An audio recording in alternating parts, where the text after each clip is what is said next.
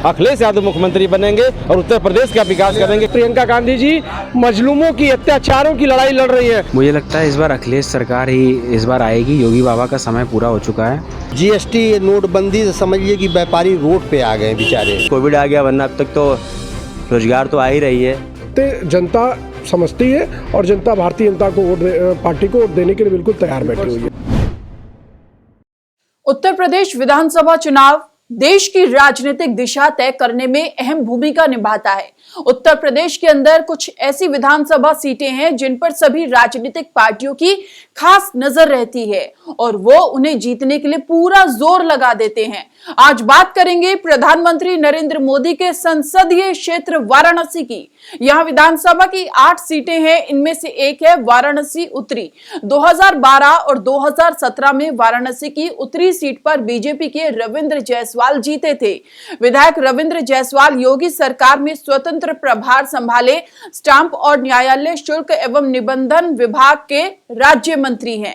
वाराणसी उत्तरी विधानसभा सीट पर 4 लाख से अधिक मतदाता हैं। उत्तरी शहर को खास तौर पर कारोबारी क्षेत्र माना जाता है। इस विधानसभा सीट से हमारे संवाददाता राम सुंदर मिश्रा ने जनता से जाना, क्या वो फिर जताएगी बीजेपी पर विश्वास। उत्तर प्रदेश विधानसभा चुनाव 2022 सभी राजनीतिक दल अपने अपने बड़े बड़े दावेदार कर रहे हैं, लेकिन जनता और राजनीतिक दल के समर्थक क्या सोचते हैं, क्या कहते हैं, उनका क्या विचार है, इस पे हम चर्चा करने के लिए आज वाराणसी के उत्तरी विधानसभा में है, जहां ये जानने की कोशिश करेंगे कि जनता क्या कहती है और क्या कहती है कि अब की बार किसकी सरकार। जी भाई साहब, आप पहला नाम बता दीजिए। मेरा नाम हृदय गुप्ता है।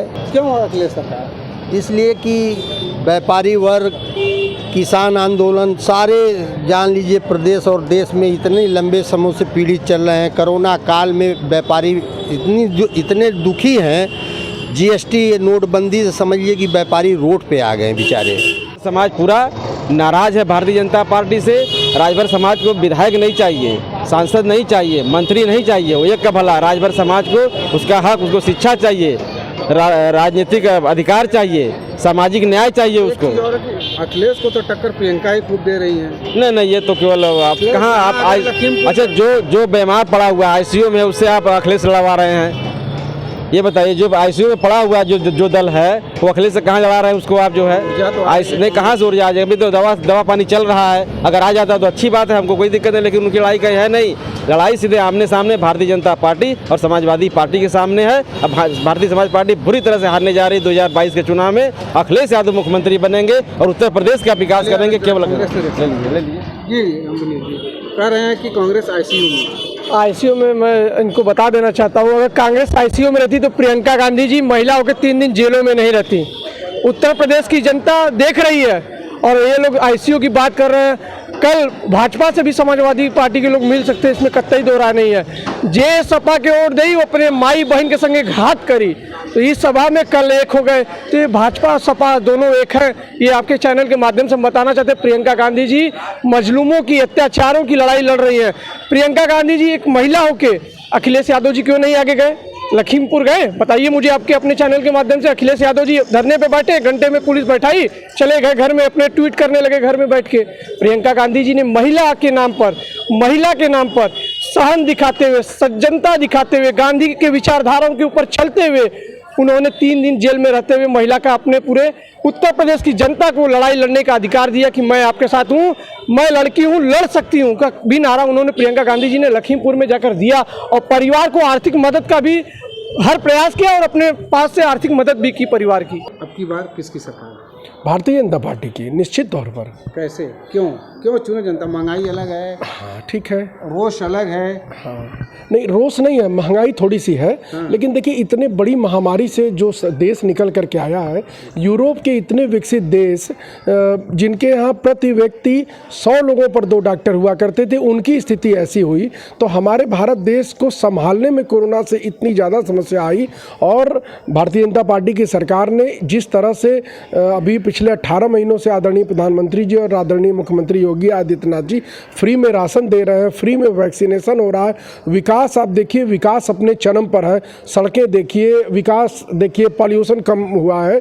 इस नाते जनता समझती है और जनता भारतीय जनता को पार्टी को वोट देने के लिए बिल्कुल तैयार बैठी हुई है। कर रहा है कि युवा को रोजगार नहीं मिला है, जिस रोजगार देने की बात हो। देखिए, वो जिन युवाओं के रोजगार की बात कर रहे हैं उनका रोजगार जरूर छीना है। कट्टे वालों का, रिवाल्वर वालों का, AK-47 वालों का रोजगार छीना है। लेकिन जो लड़के, जो युवा कलम पर विश्वास करते हैं, अपनी ऊर्जा पर विश्वास करते हैं, पढ़ाई लिखाई करने वाले युवा हैं, उनको लगातार मिल रहा है। किसी भी नियुक्ति में न कोई भ्रष्टाचार है, न कोई लेन देन है। इस बार यूपी 2022 के विधानसभा चुनाव में किसकी सरकार बनेगी? मेरे सोच से मैं जितना ही बनारस में विकास देखा हूँ अभी तक, जो भी 7 सालों से हो रहा है, मैं तो चाहूँगा कि भाई कि बीजेपी की ही सरकार बने। और विकास हुआ है, मैं बचपन से ही रह रहा हूँ बनारस में, मैं बाहर की बात नहीं करूँगा। कहावत है कि जितनी चादर उतने पैर बसा, तो मैं जितना मैं रहता हूँ मैं बनारस का ही देख रहा हूँ। और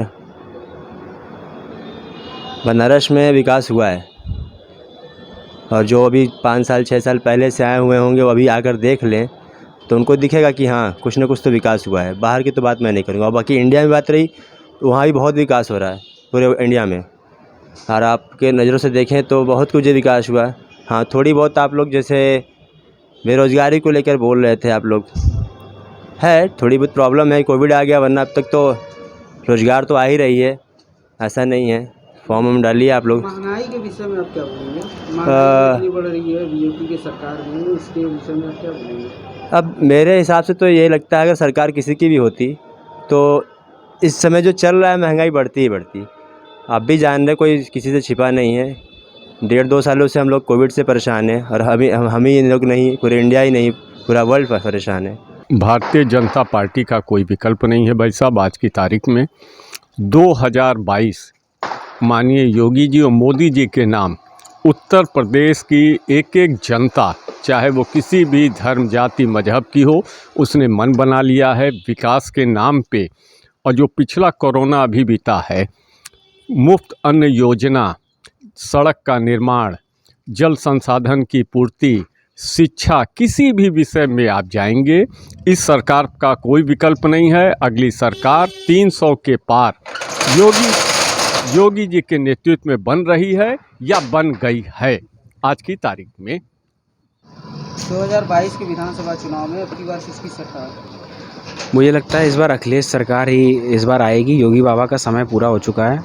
जिस हिसाब से महंगाई बढ़ रही है, डीजल, पेट्रोल, रसोई गैस, हर एक चीज़ महंगी हो जाती है। खाली जो ये सब चुनावी जुमले हैं जो इन्होंने अभी चुनाव के टाइम पे पेट्रोल डीजल में अपने टैक्स की कटौती की है, ये सब चुनाव भर के लिए चुनाव का मुद्दा है बस।